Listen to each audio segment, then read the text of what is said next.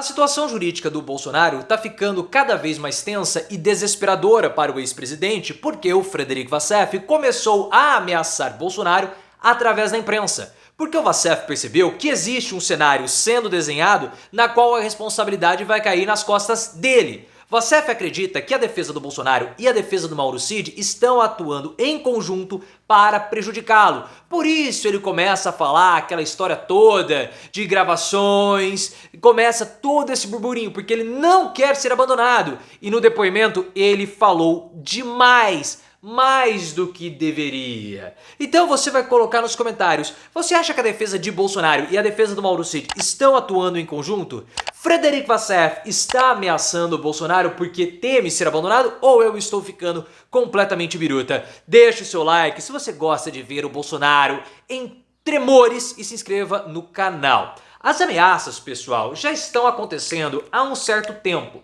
Porque a gente começou a ver notícias pra lá, especulações pra cá, no noticiário dias antes do dia 31 de agosto, quando houve o depoimento do Vassef, do Bolsonaro, da Michelle, do pai do Mauro Cid, do Cid e de outras pessoas mais. As especulações davam que poderia haver gravações do Frederic Vassef envolvendo Bolsonaro, familiares de Bolsonaro e até mesmo Fabrício Queiroz, que é um assunto muito sensível para o Flávio. E o noticiário também especulou que o Flávio, principalmente, estaria tremendo de medo com essas possíveis gravações. Até o Flávio foi até uma rede social, explicou a situação, falou que confia no Frederic Vassef. Mas essas especulações de gravações, elas só começaram a surgir depois que houve todo um burburinho de abandono por parte da defesa do Bolsonaro e também do próprio ex-presidente com o Frederic Vassef. A gente sabe que o Bolsonaro, ele joga aliados aos leões para se salvar. Ele não tem cerimônia alguma com relação a isso. E o Vassef começou a perceber. Essa situação do abandono, pessoal, ela acontece depois daquela entrevista desastrosa do Vassef, aquela entrevista coletiva, quando foi descoberto que ele foi aos Estados Unidos recomprar o relógio, o Rolex do Bolsonaro. Porque naquela entrevista coletiva, o Vassef, ele tentou se eximir da responsabilidade, jogando toda ela nas costas do Mauro Cid, do pai. E ele tentou puxar o Bolsonaro para fora da situação. Porque o Vassef falou o seguinte, eu não participei de venda alguma, e até onde eu sei, Bolsonaro também não. Se aqueles eram bens públicos, quem vendeu é o culpado. Ou seja, isso é a lógica, né? Porque depois do Vassef ter falado que ele não vendeu e Bolsonaro também não.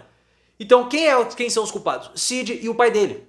O problema seria a venda. O Vassef falou, eu comprei com meu dinheiro, não houve recurso público e o fato de eu ter comprado não é nada ilegal. O bem estava lá, eu só fui e recomprei. Só que eu passei o bem para o Tribunal de Contas da União, já que era um bem público. De fato, a compra não é ilegal. O problema do Vassef é que ao admitir que ele recomprou, ele admite que o relógio foi vendido e ele admite que houve a recompra. Então ele confessa todo o esquema e aí começa o problema. Porque o Bolsonaro, ele culpou inicialmente o Mauro Cid.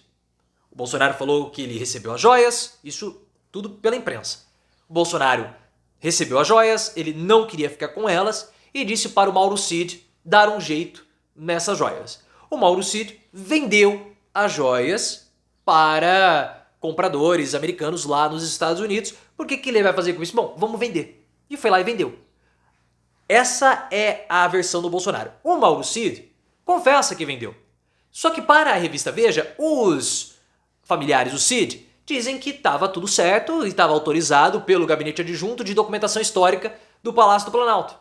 Então o Cid tinha a autorização desse gabinete para vender. Então, portanto, o que aconteceu? O Bolsonaro recebeu essas joias, pelo entendimento dele, né, que a defesa está usando, eram itens personalíssimos, ele poderia fazer o que quisesse com aquilo. Ele falou pro Cid, o Cid tinha uma autorização do gabinete adjunto e vendeu. Ou seja, não é peculato, porque havia autorização. O que pode acontecer, na visão das duas defesas, é um problema de interpretação da lei, ou seja, improbidade administrativa. Isso não dá prisão. Peculato dá. O que eles estão colocando, então? Jogando a responsabilidade nas costas do Vassef. E o Fred, ele acredita que há um conluio da defesa do Cid com a defesa do Bolsonaro para responsabilizá-lo. Porque a defesa do Cid está com uma estratégia muito clara. Ah, mas o advogado do Mauro Cid, o Bittencourt, falou que ele não acusou o Bolsonaro, não houve corrupção. Óbvio. É óbvio. O advogado do Cid não pode falar que houve corrupção. Porque se houve corrupção, o Cid participou de um ato criminoso. Então ele não vai falar isso. O que ele vai falar é o seguinte: o Cid vendeu, houve a improbidade administrativa, mas não corrupção. Ele não pode falar que o Bolsonaro é corrupto, porque se ele culpa o Bolsonaro dizendo que é corrupto, ele caracteriza todo o ato como ilegal, com o Cid tendo conhecimento que o ato era ilegal e ele se prejudica. O que o Cid está falando? Tinha autorização. O que o Bolsonaro está falando? Tive entendimento de poder vender. Improbidade administrativa. Esse é o desenho do advogado Mauro Cid. As pessoas falaram, mas ele agora, ele amaciou pro Bolsonaro. Não, ele não amaciou em absolutamente nada. Ele tá levando para o melhor caminho para o cliente dele. Ele não tá nem aí pro Bolsonaro. Tanto é que, se a Polícia Federal, os investigadores, caracterizarem como peculato, que dá de 2 a 12 anos de prisão, o que o advogado falou? O Cid está cumprindo ordens. Ele apenas cumpriu ordens. Ele cumpriu ordens na improbidade administrativa e ele cumpriu ordens também no peculato. Ponto, acabou. Essa é a versão e a estratégia do Mauro Cid. E tá colaborando, tá assumindo tudo porque ele precisa de uma redução de pena, assim como o pai dele também espera isso. E onde entra o abandono do Vassef? Bom, o Vassef, ele optou por falar no depoimento. Ele sentiu, como nós falamos, que houve um conluio da defesa do Cid com a defesa do Bolsonaro. O Vassef, no depoimento, poderia ter ficado em silêncio, porque ele era advogado do Bolsonaro. Ele poderia falar, olha, há um conflito de interesse, o Bolsonaro é o meu cliente, eu não posso falar. E ele estaria resguardado sobre isso. Mas ele optou por falar. Nós sabemos que existem 3 núcleos nessa história. O núcleo do Bolsonaro, Michele, Marcelo Câmara, o Fábio Weingarten. O núcleo da família do Mauro Cid, que é o Cid e o próprio pai. E também o núcleo do Vassef. O Vassef, ele optou por falar no depoimento, mesmo tendo o direito de permanecer em silêncio. E mais do que qualquer outro, porque ele era advogado do Bolsonaro. Ele não culpou o Bolsonaro, a gente percebe isso. Tanto que na própria entrevista ele falou. Mas ele deu o recado. Eu poderia ter ficado em silêncio, mas eu falei. Não me abandonem. Porque se vocês me abandonarem, eu vou falar. E se vocês me abandonarem, eu posso vazar esses áudios que eu tenho de vocês. E aí, podem nem suspeitar que fui eu, porque foi o áudio vazado da Polícia Federal, porque eles estão em posse disso tudo. Esse foi o recado do Frederic Vassef para o Bolsonaro. Como eu disse, ele falou no depoimento, mesmo podendo ter ficado em silêncio. A defesa do Bolsonaro, segundo informações do site Metrópolis, sugeriu para a defesa do pai do Mauro Cid, o general Lorena Cid, o silêncio, mas ele optou por falar. Então, quando você vê a defesa de um acusado sugerindo para a defesa do outro acusado uma estratégia em conjunto, é porque há um conluio das duas defesas contra alguém, ou para se protegerem, se beneficiarem.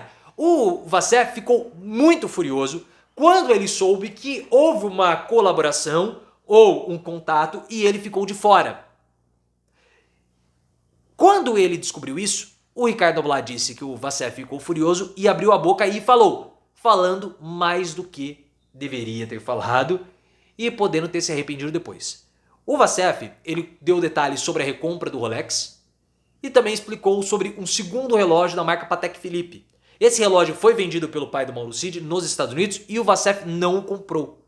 Não sabe, aparentemente, o paradeiro desse relógio. Possivelmente ele não conseguiu executar a recompra do relógio. Mas ele deu detalhes e possivelmente falou demais. E tudo isso começou por conta dessa entrevista desastrosa que o Vassef falou lá atrás, responsabilizando o Mauro Cid, assumindo toda a responsabilidade. Foi aí que a batata do Vassef começou a assar. O problema de toda essa estratégia do Mauro Cid para a caracterização da improbidade administrativa é que nós temos mensagens do Mauro Cid com o Fábio Weingarten, segundo informações da Juliana Dalpiva, do UOL, que mostram que o Cid falou abertamente da ilegalidade da venda do item. Até mandou leis, portarias, definições para o Fábio Weingarten, dizendo, pô, tá tudo documentado.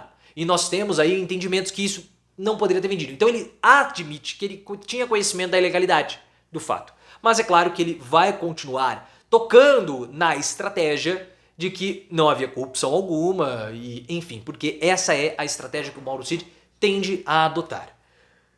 Como eu disse, é um cenário muito complicado para o Bolsonaro e muito tenso, porque ele fica dependendo do Mauro Cid, o Cid está pressionado pelo exército e pela família para delatar o Bolsonaro, e ele faz o afago ao Cid ao mesmo tempo que ele tenta abandoná-lo e abandona o Frederic Vassef. São muitas frentes para administrar. Muitas pessoas que podem falar com interesses diferentes e mais ainda com pressões e temores diferentes. Eu não queria estar na pele do Bolsonaro, porque deve estar muito pesado.